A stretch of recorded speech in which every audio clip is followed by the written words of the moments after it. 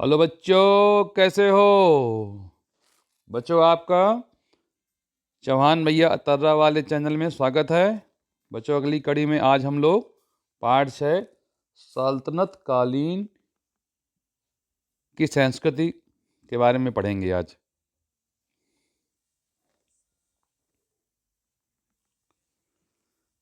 तेरहवीं सदी के आरंभिक वर्षों में दिल्ली सल्तनत की स्थापना को भारत के सांस्कृतिक विकास के नए काल का सूत्रपात माना जा सकता है। भारत आने वाले तुर्क विजेता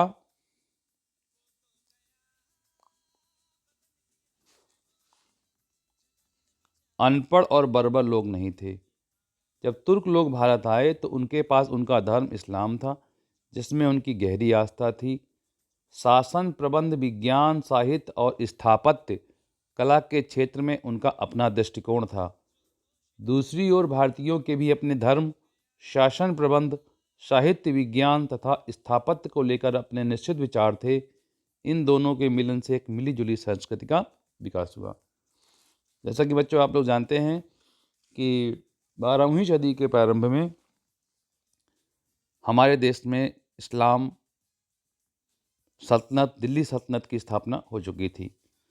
पानीपत नहीं, तराइन के द्वितीय युद्ध में पृथ्वीराज चौहान की पराजय के साथ 1192 ईस्वी में मोहम्मद गोरी ने अपने भारत में पैर जमा दिए थे।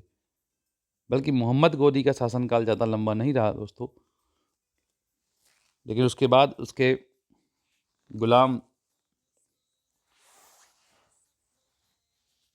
गुलाम वंश की स्थापना की। इसके बाद जो है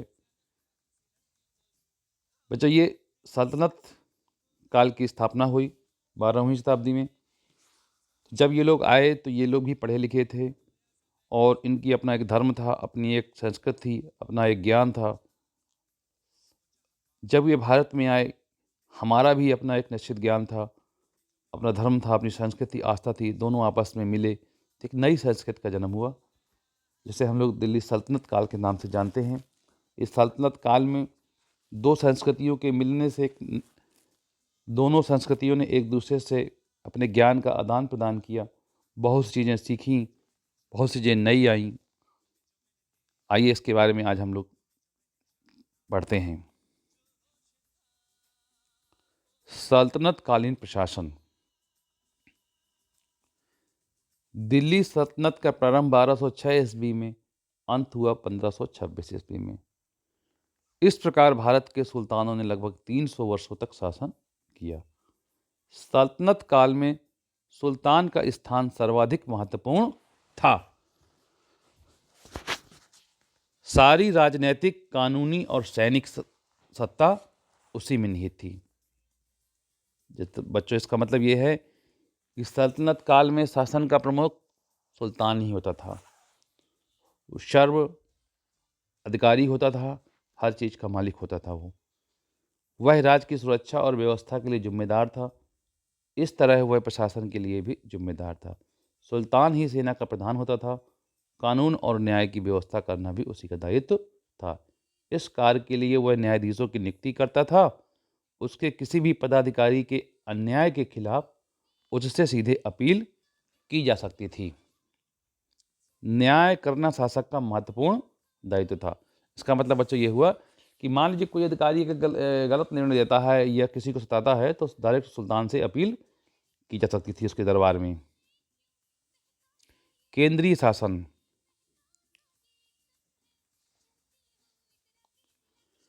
केंद्रीय शासन में सुल्तान का पद महत्वपूर्ण होता था।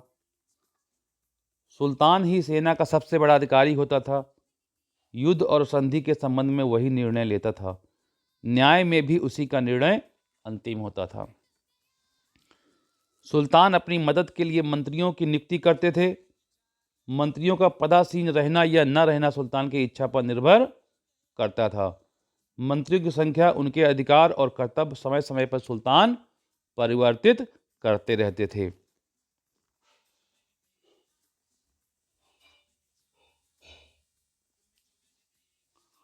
प्रांतीय शासन। ये तो बच्चों अभी हम लोगों ने पढ़ा केंद्रीय शासन के बारे में।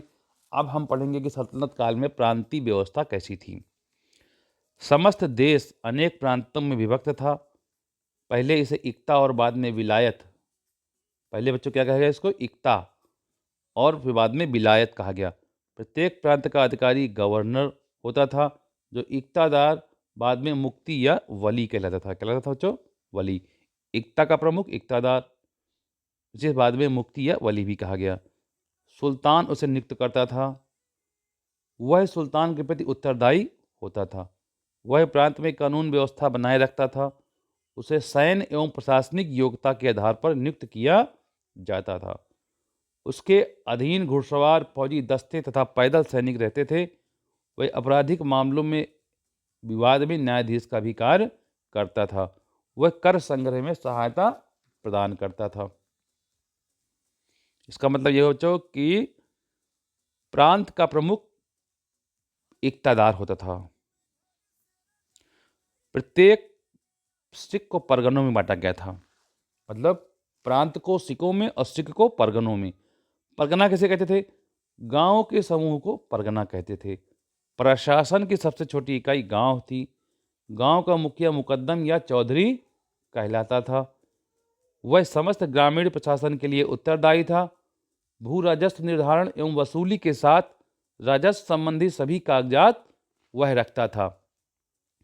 गांव की सुरक्षा का चौकीदार करते थे। गांव के तीनों अधिकारी जो है ये वंशानुगत होते थे।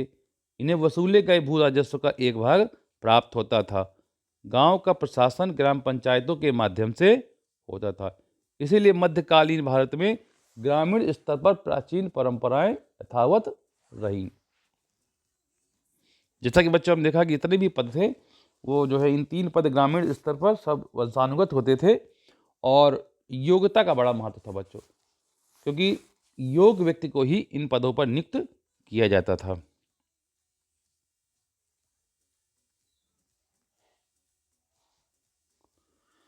दिल्ली के सुल्तानों ने दिल्ली सल्तनत के निर्माण में महत्वपूर्ण योगदान दिया, परंतु इनके अधिकतर उत्तराधिकारियों में अयोग होने के कारण सल्तनत की शक्ति कम होती गई। सल्तनत के विभिन्न भागों में बहुत से इक्तादारों ने नए राज्य बना लिए। जब बच्चों केंद्रीय सत्ता कमजोर हो जाती है तो प्रांतीय सत्ता प्रबल हो जाती है और वो अपने आप को स्वतंत्र घोषित कर लेते हैं। इसी कड़ी में उत्तर भारत में सल्तनत के कुछ प्रांत थे जो बाद में स्वतंत्र राज्य बन गए, जैसे जौनपुर, बंगाल, मालवा, गुजरात, कश्मीर और मेवाड़।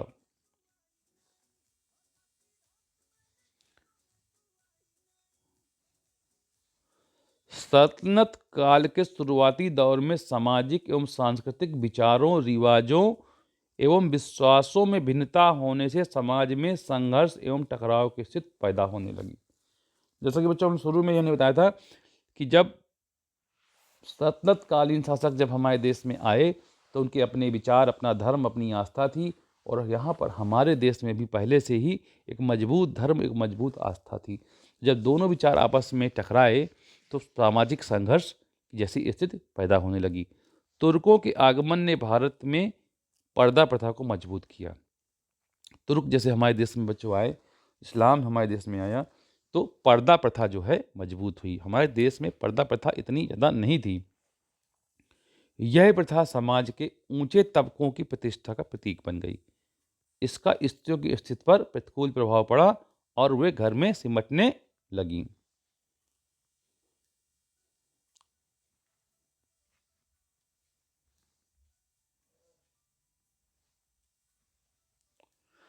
वाय, आडंबर एवं धन संपत्ति का प्रदर्शन समाज की विशेषता बन गई।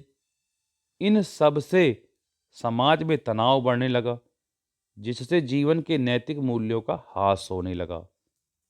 लोग जीवन के यथार्थ से आंखें चुराने लगे, किंतु लोग बनावटी जीवन से थकने लगे।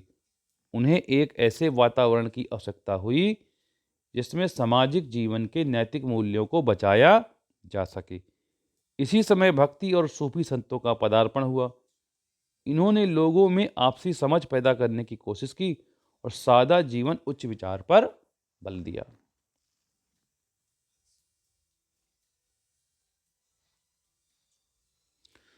तुर्क और अफगान जो अपने साथ धार्मिक विचार और संस्कृति लाए, उसका भारतीय समाज एवं विचारधारा पर प्रभाव पड़ा। जाति प्रथा की कठोरता, ऊंच नीच का भेदभाव तथा बाहरी आडंबर के कारण भारतीय समाज में कुछ दोष आ गए। अतः सामाजिक कुरीतियों को दूर करने और समाज को सुसंगठित करने के लिए कुछ समाज सुधारकों ने जनता में परस्पर प्रेम सद्भाव को बढ़ाने का प्रयास किया। धार्मिक कर्मकांडों की अपेक्षा भक्ति भाव से ईश्वर की उपासना को श्रेष्ठ बताया। इस प्रकार धार्मिक सहिष्णुता की भावना को बल मिला।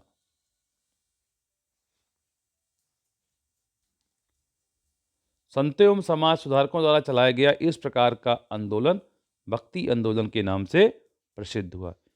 इन भक्त संतों में कबीर, चैतन्य महाप्रभु, गुरु नानक, दादू रैदास, तुकाराम, रामानंद, वल्लभाचार्य, मीराबाई आदि प्रदेश प्रसिद्ध हैं।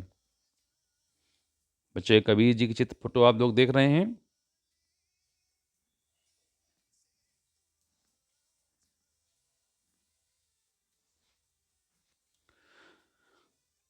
काशी में एक जुलाहे बुनकर परिवार में कबीर का पालन पोषण हुआ। कबीर निरंकार परमेश्वर में विश्वास रखते थे। कबीर की प्रमुख रचनाएं साखी, सबद, रमैनी। मीराबाई ये मेड़ता के राठौर राणा रतन सिंह की पुत्री थी। मीराबाई कृष्ण की उपासना में भजन गाया करती थी। गुरु नानक देव सन 1469 ईस्वी में पंजाब के तलवंडी नामक स्थान में गुरु नानक का जन्म हुआ। इन्होंने सिख धर्म चलाया, एकेश्वरवाद का उपदेश दिया, मतलब ईश्वर एक है। उन्होंने बताया कि ईश्वर एक है, भले ही हम उसे किसी रूप में पूजे माने। चैतन्य महाप्रभु ने वाय आडंबर तथा कर्मकांड का विरोध किया।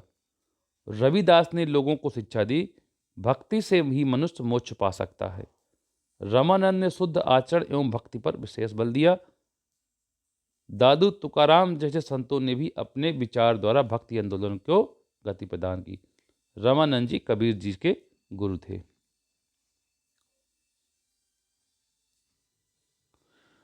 भक्ति संतों ने लोगों के बीच ये भावना फैलाई थी, ईश्वर को पाने के लिए सच्चे दिल से प्रेम करना ही एकमात्र तरीका है। उन्होंने आम लोगों की बोली में कई सुंदर गीतों की रचना की, जिसे भक्त लोग मगन होकर गाते थे। वे ऊंच नीच जाति पात के खिलाफ थे। उनका मानना था सभी मनुष्य ईश्वर की नज़र में समान है और हिंदू मुसलमान दोनों का एक ही ईश्वर है। ईश्वर को पाने का रास्ता भी एक समान है।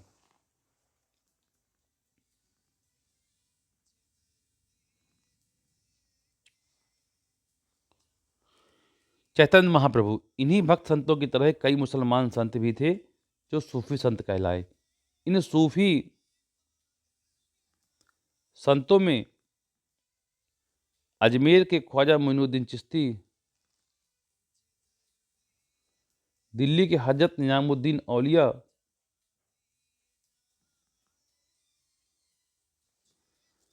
पंजाब के बाबा फरीद बहुत जाने माने सूफी संत थे। बच्चों इस चीज को नोट कर लीजिए।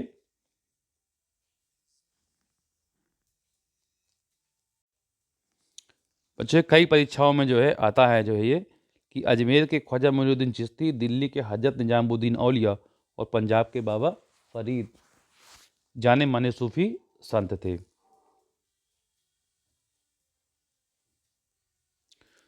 भक्त संतों और सूफी संतों के विचार आपस में मिलते जुलते थे। सूफियों ने इस बात पर जोर दिया कि सच्चे दिल से अल्लाह को प्रेम करना और बुरे कामों पर पश्चाताप करना अल्लाह को पाने का सही तरीका है। सूफी मत के अनुयायी एक ईश्वर में विश्वास करते थे। शांति, अहिंसा एवं सहिष्णुता एवं मानवता के प्रति प्रेम की भावना में भी उनका अटूट विश्वास था। सूफी संतों से हिंदू और मुसलमान दोनों ही अत्यधिक प्रभावित हुए।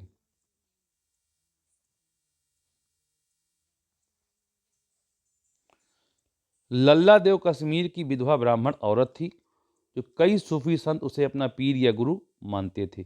वह कहती थी, शिव सब जगह मौजूद है, सब में मौजूद है, फिर हिंदू तथा मुसलमान में फर्क मत करो। अगर तुम समझदार हो तो अपने आप को समझो, यही ईश्वर की सही समझ है। निजामुद्दीन औलिया की दरगाह दिल्ली, ख्वाजा मोइनुद्दीन चिश्ती की दरगाह अजमेर। साहित्य। बच्चों अब हम लोग थोड़ा सा सल्तनत काल में साहित्य का क्या विकास हुआ उसके बारे में थोड़ा जानेंगे। सल्तनत काल में जो राजकीय भाषा थी बच्चों, कौन सी थी? फारसी। क्या थी? फारसी। बहुत सी भारतीय भाषाओं का फारसी पर प्रभाव पड़ा। फारसी के बहुत से शब्द भारतीय भाषाओं में आ गए। सल्तनत काल में दिल्ली अरबी फारसी साहित्य के विद्वानों का केंद्र बन गई थी। महमूद गजनबी के समय अलबरूनी और फिरदौसी नामक प्रसिद्ध विद्वान एवं कवि थे। महमूद गजनबी के साथ में अलबरूनी और फिरदौसी। कौन बच्चों? अलबरूनी और फिरदौसी। मंगोलों के डर से मध्य एशिया के अनेक विद्वानों और साहित्यकारों ने भागकर दिल्ली के सुल्तानों के दरबार में शरण ली थी। भारत में फारसी साहित्य का महान विद्वान अमीर खुसरो था। उसने भारत के बारे में बहुत लिखा, जिससे उसका भारत के प्रति प्रेम झलकता है। नरपति नाल का विसल देव रासो, खुमान रासो उल्लेखनीय। नरपति नाल एक लेखक थे, उन्होंने विसल देव रासो और खुमान रासो पुस्तक लिखी। अमीर खुसरो ने भी हिंदी में पद रचना की। भक्ति आंदोलनों के संतों में गोरखनाथ, कबीर आदि ने ईश्वर स्तुति के गीतों की रचना की। इस काल में सुप्रसिद्ध प्रेमाख्यान एवं ऐतिहासिक महाकाव्य पद्मावत की रचना हुई, मलिक मोहम्मद जैसी ने की। स्थापत्य कला। ईरानी व तुर्क कारीगर जब भारत आए तो अपने साथ इमारत बनाने की एक नई विधि भी लाए। सल्तनत कालीन इमारतों की तीन खास बातें थीं: मेहराब, गुम्मद और मीनारें, जो उनकी सभी इमारतों में देखी जा सकती हैं। कुछ इमारतों में कुरान की आयतें भी लिखी गईं।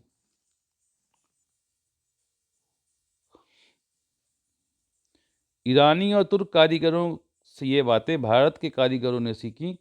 उन कारीगरों ने भी भारत के कारीगरों के हुनर सीखे। मंदिरों में मेहराबें और गुम्मद बनने लगे और कई मस्जिदों में पत्थर पर पत्थर रखकर तराशे हुए खंभे बनने लगे।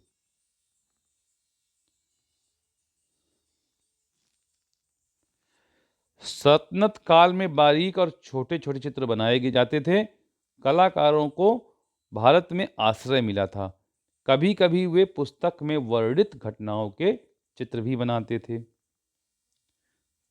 ये देखिए बच्चों, मेहराबें और गुम्मद और मीनारें।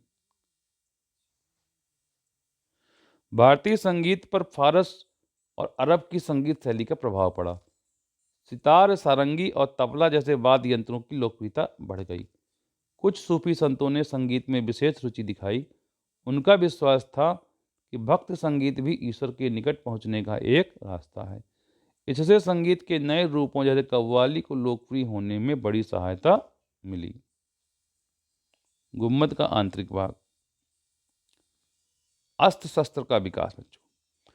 मध्यकालीन समय में सर्वोत्तम तलवारें बनारस और सौराष्ट्र में बनती थीं।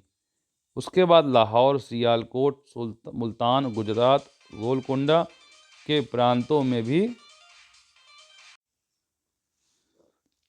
बच्चों सर्वोत्तम तलवारें बनारस में बनती थीं और सौराष्ट्र में।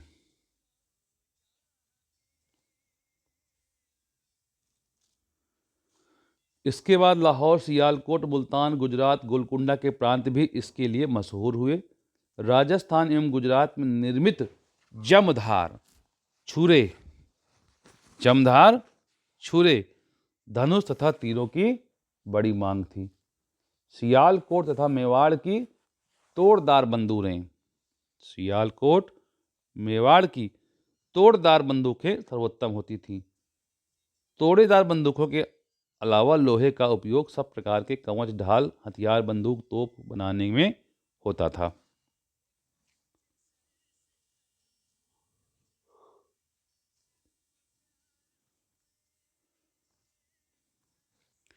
चिकित्सा एवं खगोल शास्त्र।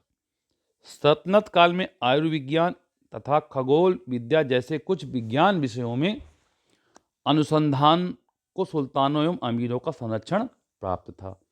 वे इन कार्यों के लिए प्रोत्साहन देते थे। बर्नी ने तारीख फिरोज शाही में चिकित्सकों और खगोल शास्त्रियों की एक लंबी तालिका प्रस्तुत की है। मौलाना बदरुद्दीन, मौलाना सदरुद्दीन, अजीमुद्दीन मध्यकालीन युग के प्रसिद्ध चिकित्सक थे। मछेंद्र प्रसिद्ध वैद्य थे। अजोग मशहूर शल्य चिकित्सक थे।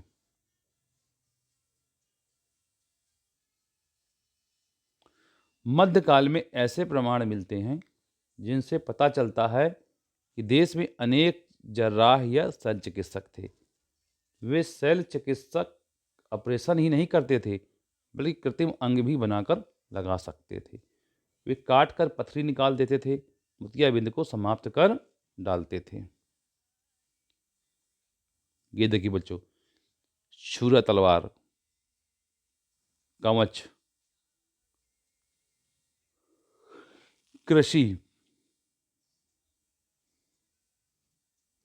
देश की आबादी में ज़्यादातर लोग किसान थे, कड़ी मेहनत करते थे।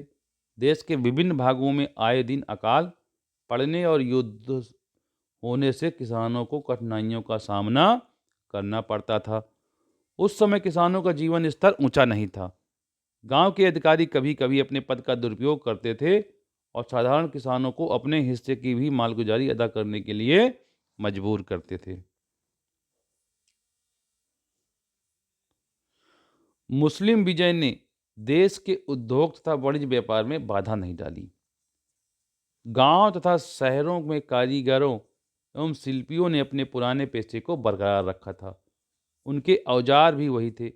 कुछ विशेष प्रकार के नए काम करने वाले कारीगर वर्ग भी उत्पन्न हुए, जैसे बर्तन पर कलाई करने वाले, घोड़े की नाल व रकाब बनाने वाले, कागज बनाने वाले।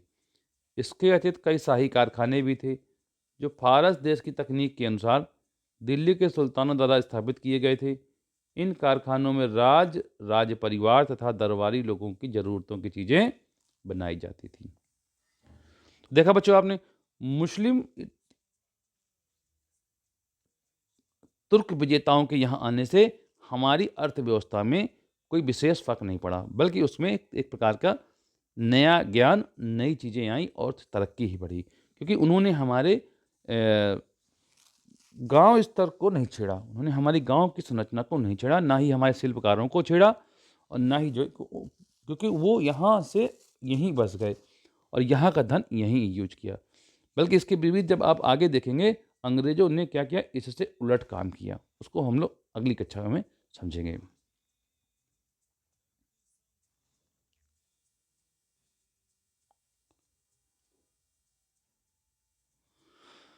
मुद्रा के क्षेत्र में भी सुधार हुए। सुल्तानों ने चांदी के टके और तांबे के जीतल नामक मुद्राएं चलाई। इसी के साथ व्यापार का विकास शुरू हो गया। बच्चों, चांदी का टका और तांबे का जीतल जो है, सुल्तानों ने चलाई, जिससे शहर और शहरी जीवन का विकास हुआ। तो चांदी का टका और जीतल किसने चलाया था? किस सुल्तान ने चलाया था बच्चों? इल्तुतमिश ने चलाया था। बंगाल और गुजरात के शहर अपने उत्तम कपड़ों और सोने तथा चांदी के कामों के लिए प्रसिद्ध हैं। बंगाल का सोनार गांव ढाका कच्चे रेशम और मलमल के लिए विख्यात थे। वस्त्र निर्माण के क्षेत्र में महत्वपूर्ण तकनीकी परिवर्तन 13वीं-14वीं शताब्दी में मुसलमानों के द्वारा लाए गए चरखे द्वारा हुआ। चरखे का चलन आरंभ होने से कपड़े के उत्पादन में बहुत सुधार हुआ। लाल सागर और फारस की खाड़ी के आसपास के देशों के साथ होने वाले व्यापार में भारतीय कपड़े की धाक पहले ही जम चुकी थी।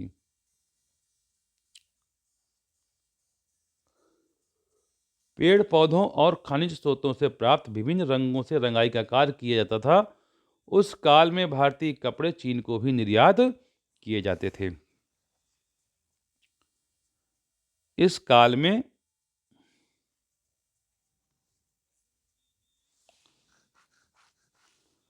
अंतर्राष्ट्रीय व्यापार जल और थल मार्गों से किया जाता था। भारत कुछ वस्तुओं का निर्यात करता था। इसमें चर्म व धातु से बनी वस्तुएं तथा फारसी डिजाइन आधारित गलीचे प्रमुख थे। भारत पश्चिमी एशिया से उच्च कोटि के कुछ कपड़े, साटन आदि, कांच के बर्तन, बहुमूल्य धातुएं, घोड़े तथा चीन से कच्चा रेशम और चीनी मिट्टी के बर्तनों का आयात करता था।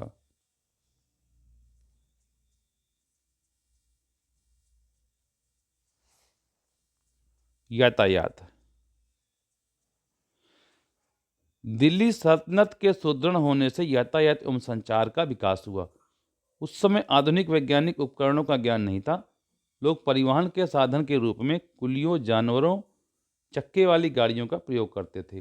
परंपरागत बैलगाड़ी का इस्तेमाल उन दिनों खूब होता था।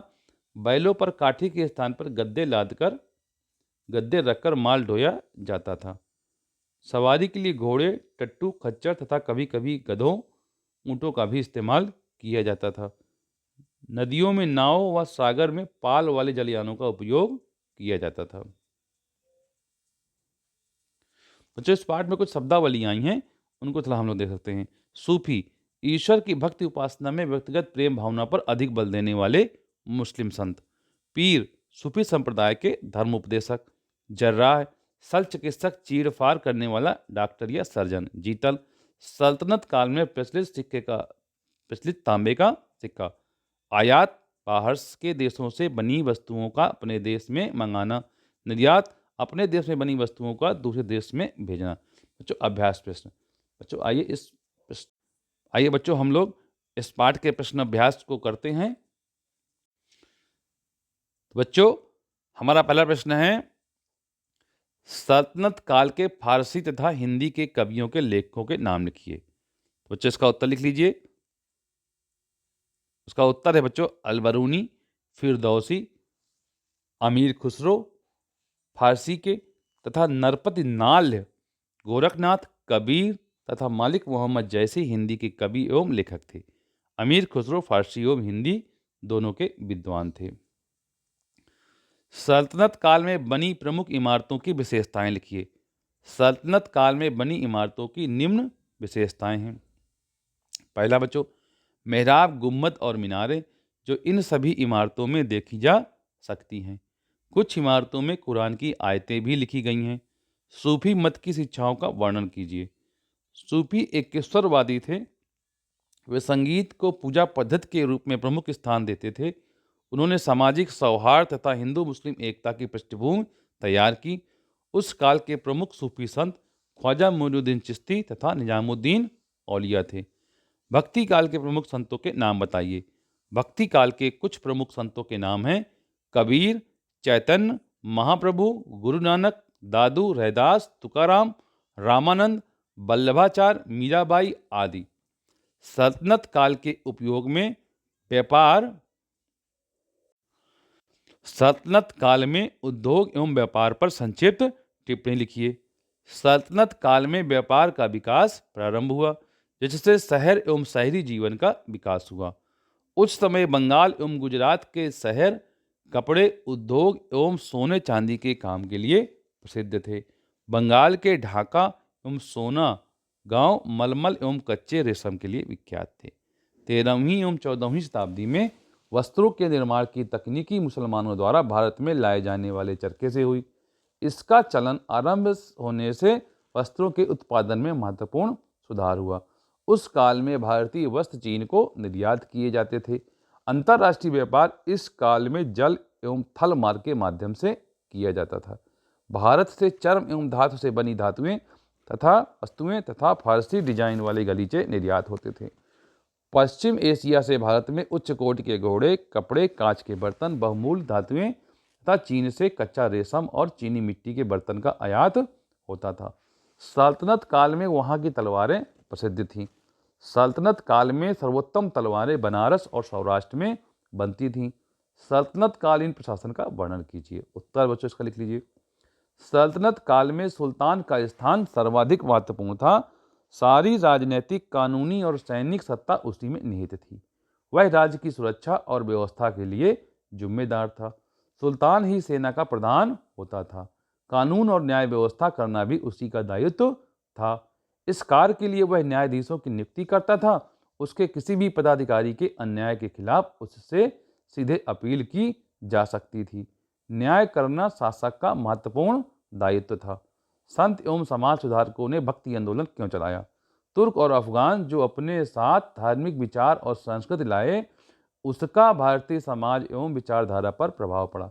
जाति प्रथा की कठोरता, ऊंच नीच का भेदभाव तथा बाहरी आडंबर के कारण भारतीय समाज में कुछ दोष आ गए। अतः सामाजिक कुरीतियों को दूर करने और समाज को सुसंगठित करने के लिए कुछ सामाजिक सुधारकों ने जनता में परस्पर प्रेम तथा सद्भाव को बढ़ाने का प्रयास किया।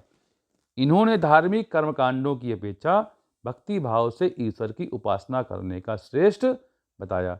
इस प्रकार धार्मिक सहिष्णुता की भावना को बल मिला।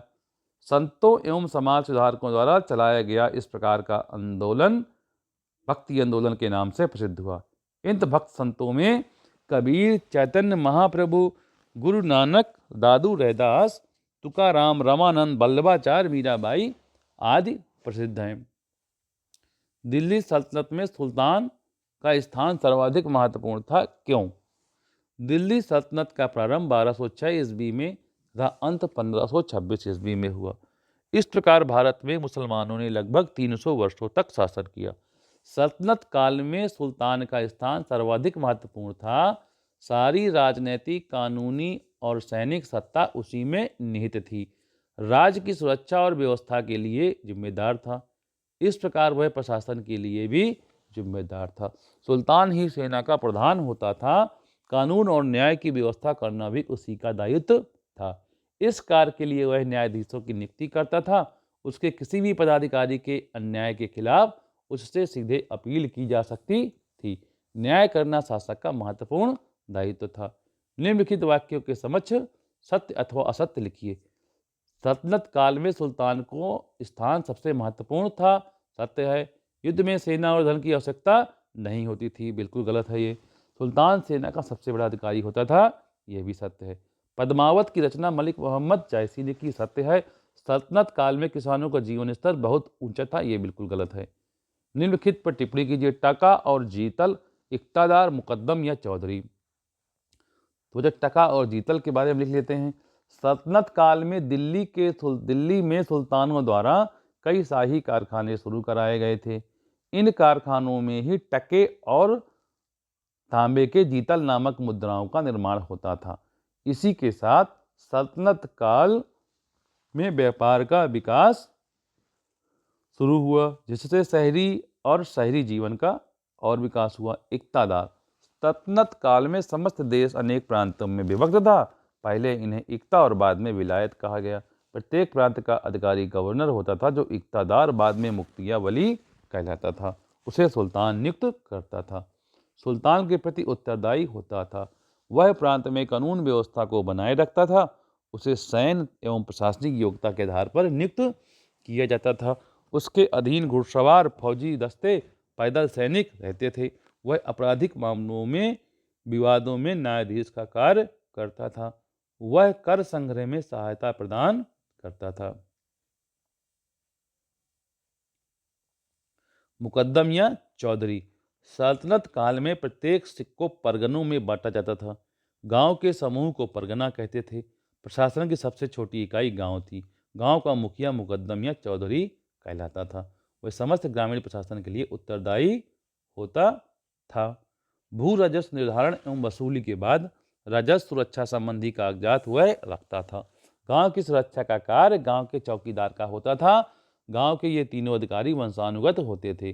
वसूले गए भू राजस्व का एक भाग प्राप्त होता था। गांव का प्रशासन ग्राम पंचायतों के माध्यम से होता था। इसीलिए मध्यकालीन भारत में ग्रामीण स्तर पर प्राचीन परंपराएं यथावत रहीं। सही जोड़े मिलाइए। मछेंद्रनाथ चिकित्सक थे। जोग सल चिकित्सक थे। बरनी प्रसिद्ध विद्वान। ख्वाजा मोइनुद्दीन चिश्ती एक सूफी संत थे। बच्चों, इसी के साथ हमारा ये पाठ समाप्त हुआ। और बच्चों, इसी में हम लोग एक अगली कड़ी में एक बार रिवीजन करेंगे इस पाठ का, महत्वपूर्ण तथ्यों का। महत्वपूर्ण तथ्य एक नज़र में प्रतियोगी परीक्षाओं की दृष्टि से। दिल्ली सल्तनत का बचा कुचा वैभव 1398 ईस्वी में हुए तैमूर आक्रमण से समाप्त हो गया। पाठ 6 सल्तनतकालीन संस्कृति के महत्वपूर्ण तथ्य एक नज़र में।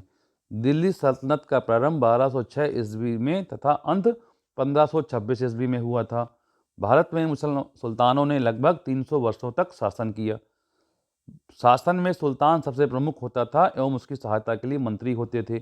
समस्त साम्राज्य प्रांतों में विभक्त था, जिन्हें पहले इक्ता और बाद में विलायत कहा गया।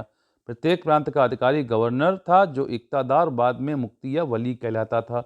उसे सुल्तान नियुक्त करता था, वह सुल्तान के प्रति उत्तरदायी होता था। प्रत्येक प्रांत को आज के जिलों की तर्ज पर सिकों में बांटा गया था, जिसका प्रमुख सिकदार होता था। सिकों को परगनों में बांटा गया था। गांव के समूह को परगना कहते थे। प्रशासन की सबसे छोटी इकाई गांव थी। गांव का मुखिया मुकद्दम या चौधरी कहलाता था। मुखिया या मुकद्दम समस्त ग्रामीण प्रशासन के लिए उत्तरदायी था। गांव की सुरक्षा का कार्य चौकीदार का होता था। गांव के मुखिया का पद, चौकीदार का पद वंशानुगत होता था। इन्हें वसूले गए भू राजस्व का एक भाग प्राप्त होता था। मध्यकालीन संतों में कबीर, चेतन महाप्रभु, गुरु नानक, दादू, रविदास, तुकाराम, रामानंद, वल्लभाचार्य, मीराबाई आदि प्रसिद्ध थे। कबीर काशी में 1 जुलाई बुनकर परिवार में इनका पोषण हुआ था। कबीर निराकार परमेश्वर में विश्वास रखते थे। कबीर की प्रमुख रचनाएं साखी, सबद, रमैनी थीं। मीराबाई ये मेड़ता के राठौर राणा रतन सिंह की पुत्री थी। मीराबाई कृष्ण की उपासना के भजन गाया करती थी। गुरु नानक देव का जन्म 1469 ईस्वी में पंजाब के तलवंडी नामक स्थान में हुआ था, जिन्होंने सिख धर्म चलाया तथा एकेश्वरवाद का उपदेश दिया। चैतन्य महाप्रभु ने वाह्य आडंबर तथा कर्मकांड का विरोध किया। संत रविदास ने लोगों को शिक्षा दी कि भक्ति से मनुष्य मोक्ष पा सकता है। रामानंद ने शुद्ध आचरण एवं भक्ति पर विशेष बल दिया। दादू राम, तुकाराम जैसे संतों ने भी अपने विचार द्वारा भक्ति आंदोलन को गति प्रदान की। सूफी संतों में अजमेर के ख्वाजा मोइनुद्दीन चिश्ती, दिल्ली के हजरत निजामुद्दीन औलिया, पंजाब के बाबा फरीद जाने माने सूफी संत थे। लल्ल देव कश्मीर की विधवा ब्राह्मण औरत थी। कई सूफी संत उसे अपना पीर मानते थे। वह कहती थी, शिव सब जगह मौजूद है, सब में मौजूद है, फिर हिंदू और मुसलमान में फर्क मत करो। अगर तुम समझदार हो तो अपने आप को समझो, यही ईश्वर की सही समझ है। सल्तनत काल में फारसी राजभाषा रही। सल्तनत काल में दिल्ली अरबी एवं फारसी साहित्य के विद्वानों का केंद्र बन गई थी। महमूद गजनवी के समय अलबरूनी और फिरदौसी नामक प्रसिद्ध विद्वान तथा कवि थे। भारत में पारसी साहित्य का महान विद्वान अमीर खुसरो था। नरपति नाल का बीसल देव रासो और खुमान रासो उल्लेखनीय हैं। अमीर खुसरो ने हिंदी में भी पद रचना की थी। मलिक मोहम्मद जैसी ने पद्मावत की रचना की थी। सल्तनत कालीन इमारतों के 3 खास बातें थीं: मेहराब, गुम्बद और मीनारें। मध्यकालीन सल्तनत काल में सर्वोत्तम तलवारें वाराणसी, सौराष्ट्र में बनती थीं। उसके बाद लाहौर, सियालकोट, मुल्तान, गुजरात तथा गोलकुंडा के प्रांत भी इसके लिए मशहूर हुए। राजस्थान एवं गुजरात में निर्मित जमदार छुरे, धनुष तथा तीरों की बड़ी मांग थी। सियालकोट तथा मेवाड़ की तोड़दार बंदूक सर्वोत्तम होती थी। बर्नी ने अपनी तारीख फिरोजशाही में चिकित्सकों और खगोल शास्त्रियों की एक लंबी तालिका प्रस्तुत की है। मौलाना बदरुद्दीन, मौलाना सदरुद्दीन तथा अजीमुद्दीन मध्यकालीन युग के प्रसिद्ध चिकित्सक थे। मच्छंदर प्रसिद्ध वैद्य और जोक मशहूर शल्य चिकित्सक थे। वे शाल चिकित्सा ही नहीं करते थे, बल्कि कृत्रिम अंग भी बनाकर लगा सकते थे। वह काटकर पथरी निकाल देते थे, मोतियाबिंद को समाप्त कर डालते थे। सुल्तानों ने चांदी के टका और तांबे के जीतल नामक मुद्राएं चलाई। बंगाल और गुजरात के शहर अपने उत्तम कपड़ों और सोने तथा चांदी के काम के लिए प्रसिद्ध थे। बंगाल का सोनार गांव और ढाका कच्चे रेशम और मलमल के लिए विख्यात था। शल्य चिकित्सक चीड़ फाड़ करने वाली डॉक्टर या सर्जन को जर्राह कहते थे। Thank you.